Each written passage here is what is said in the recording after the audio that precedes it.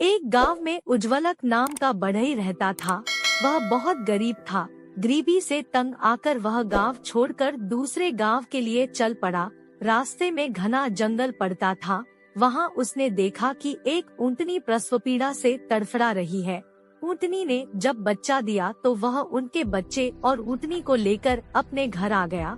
वहां घर के बाहर ऊँटनी को खूंटी से बांधकर वह उसके खाने के लिए पत्तों भरी शाखाएं काटने वन में गया। ऊँटनी ने हरी हरी कोमल कोम्पले खाई। बहुत दिन इसी तरह हरे हरे पत्ते खाकर ऊँटनी स्वस्थ और पुष्ट हो गई। ऊँट का बच्चा भी बढ़कर जवान हो गया। बढ़ई ने उसके गले में एक घंटा बांध दिया, जिससे वह कहीं खोया न जाए। दूर से ही उसकी आवाज सुनकर बढ़ई उसे घर लिवा लाता था। ऊँटनी के दूध से बढ़ी के बाल बच्चे भी पलते थे। ऊँट भार ढोने के भी काम आने लगा। उस ऊँटनी से ही उसका व्यापार चलता था। यह देख उसने एक धनिक से कुछ रुपया उधार लिया और गुर्जर देश में जाकर वहां से एक और ऊँटनी ले आया। कुछ दिनों में उसके पास अनेक ऊँटनियां हो गई।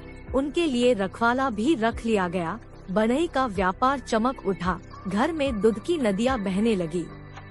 शेष सब तो ठीक था, किंतु जिस ऊँट के गले में घंटा बंधा था वह बहुत गर्वित हो गया था।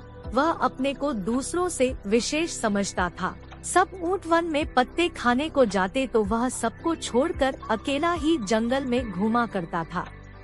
उसके घंटे की आवाज से शेर को यह पता लग जाता था कि ऊँट किधर है। सबने उसे मना किया कि वह गले से घंटा उतार दे, लेकिन वह नहीं माना।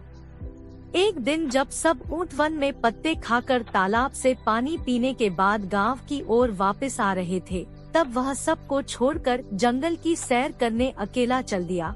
शेर ने भी घंटे की आवाज सुनकर उसका पीछा किया और जब वह पास आया तो उस पर झपट कर उसे मार दिया।